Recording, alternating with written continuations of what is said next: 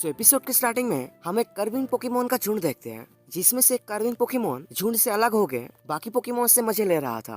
तभी उसके ऊपर एक बॉल आके गिरता है और उसके बाद डेडेने आकर टकरा जाता है और उसके पीछे पीछे ऑफकोर्स बोनी भी आती है और वो इस पोकेमोन को देख के बहुत खुश हो जाती है, लेकिन शायद कर्विन नहीं होता और वो उसी वक्त डिग यूज करके उस जगह से भाग जाता है। तो जैसे कि हमारा ऐश 8 मैचेस जीत गया है तो वो अभी कालूस लीग में पार्टिसिपेट कर सकता है और इसीलिए आज हमारे हीरोज गुडरा को वापस लेने आए हैं, क्योंकि उसके पास सिर्फ 5 पोकेमोन है और लीग में उसे 6 पोकेमोन की जरूरत है। तो ऐश उस अंकल के पास आ जाता है जिनके पास हमारा गुडरा इतने दिनों से सेफुली रहता है। तो ऐश इस जगह पर आके उनसे पूछता है कि गुडरा कहाँ पर है। इस बात पे वो अंकल बोलते हैं गुडरा शायद झरने के पास होगा और वो बेल्सब्रॉक को बोलते हैं हमारे हीरोज को गुडरा के पास लेके जाए। लेकिन इसमें ऐश कहता है कि नहीं, हम खुद से चले जाएंगे, हम तो वैसे भी झरने का पता जानते हैं। तो इसके बाद हमारे हीरोज गुडरा के पास चले जाते हैं, जहाँ पर गुडरा कुछ वाइल्ड पोकेमोन्स के साथ खेल रहा था और वो हमारे हीरोज को देख के बहुत खुश हो जाता है। तभी ऐश अपने सारे पोकेमोन्स बाहर लाके बोलता है कि देखो गुडरा, सारे पोकेमोन्स इवॉल्व हो गए हैं और नोइबन के साथ शायद तुम्हारा फर्स्ट मुलाकात है और सारे पोकेमोन्स बहुत स्ट्रॉन्ग भी हो गए हैं। दूसरी तरफ हम देखते हैं कि वो कर्विन पोकेमोन वाइल्ड पोकेमोन्स को परेशान कर रहा था और इसमें वो खुश भी हो रहा था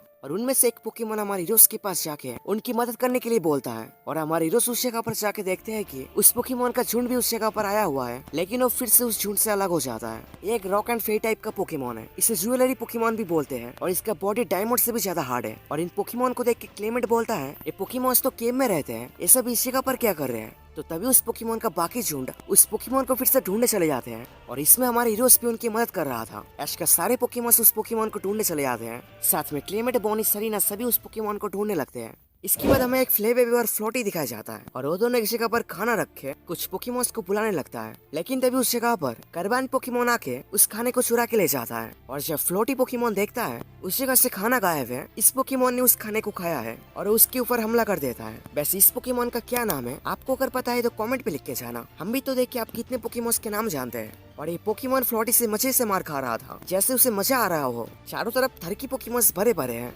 इसके बाद हम एक बीड्रिल का झुंड देखते हैं और उन सबको कार्विंग परेशान कर रहा था और ये सब टीम रॉकेट दूर से देख रहे थे। तभी जेसी बोलता है इस पोकेमोन का क्या मसला है। जेम्स बोलता है ये एक ज्वेलरी पोकेमोन है। इस बात को सुन के जेसी खुश हो जाता है, लेकिन उसे जेसी यूज नहीं कर पाएगा। ये बात जानने के बाद उसे वो यूजलेस कहता है। लेकिन जैसे कि कार्विंग का बॉडी डायमंड जैसा हार्ड है तो इसलिए टीम रॉकेट एक प्लान बनाते हैं और इस प्लान को एक्सिक्यूट करने के लिए एक्साइटेड हो जाते हैं। दूसरी ओर फ्लोटी पोकेमोन फिर से कुछ फ्रूट इकट्ठा करा था और कार्विंग उसे फिर से चुरा लेता है, जिसके बाद वो फिर से इस पोकेमोन को गुनहगार मानता है और इसके ऊपर फिर से हमला कर देता है। दूसरी ओर हमारे हीरोज कार्विन पोकेमोन को ढूंढ ढूंढ के परेशान हो गए थे। दूसरी ओर टीम रॉकेट एक मशीन बना रहे थे और तभी उनके पास वो बाकी कार्विंग पोकेमोन जाके पहुंचते हैं और जैसे कि वो सारे उस कार्विन पोकेमोन को ढूंढ रहे थे इसलिए उन्हें परेशान लग रहा था। ये सब देख के मैउथ उन पोकेमोन्स की बातें ट्रांसलेट करता है, जहाँ पर जेम्स और जेसी को पता चलता है ये सभी उस पोकेमोन को ढूंढ रहे हैं। तभी जेसी से झूठ बोलता है कि ये लोग उस पोकेमोन को ढूंढने में मदद करेंगे, लेकिन जेसी का प्लान कुछ और ही था। दूसरी ओर फ्लोटी पोकेमोन फिर से कुछ फ्रूट इकट्ठा करा था और इस बार फिर से उस पोकेमोन ने सभी फ्रूट्स चुरा लिया था,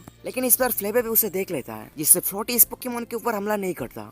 तभी वो सभी बीड्रिल्स इन्हें आके उस पोकेमोन के बारे में बोलता है कि एक पोकेमोन करके है जो सभी को परेशान कर रहा है। तो इस बार ये सभी मिलके उस पोकेमोन को चारों तरफ से घेर लेते हैं और ये सब ऐश के पोकेमोन भी देख लेते हैं, जिससे हमारे हीरोज भी इस जगह पर आ जाते हैं। तभी उस जगह पर टीम रॉकेट आ जाते हैं एक बड़ा सा मशीन को लेके, जिसे वो लोग कार्विंग रोबोट बोल रहे थे और उस रोबोट के हैंड्स में टीम रॉकेट उन कार्विंग पोकेमोन्स को फिट करा था। और ये सब देख के इस कार्विंग पोकेमोन का दिल टूट जाता है, क्योंकि इस बार उसके दोस्त परेशानी में है। पिकाचू का थंडरबोल्ट भी उस रोबोट के ऊपर काम नहीं कर रहा था। ये सब देख के सारे पोकेमोन्स निराश हो जाते हैं। तभी एक कार्विंग पोकेमोन सभी पोकेमोन्स के साथ एक प्लान बनाता है, जिसमें जब रोल आउट यूज करता है तब बाकी वाटर टाइप पोकेमोन इसके ऊपर वाटर गन यूज करके इसे पुश करता है, जिससे इसका स्पीड इंक्रीज हो जाता है और उनमें से एक हैंड को तोड़ देता है, जिससे एक कार्विंग छूट जाता है। और ऐसे करके ये पोकेमोन सभी कार्विंग को चुरा लेते हैं, जिसके बाद गुडरा और बाकी पोकेमोन्स मिलके टीम रॉकेट का छुट्टी कर देते हैं, जिससे टीम रॉकेट एक और बार फेल हो जाते हैं। इन सब कार्विंग पोकेमोन को भी समझ आता है किसी को परेशान करने में कैसा लगता है और वो अपना भूल समझ जाता है, जिसके बाद हमारे हीरोज उन पोकेमोन्स को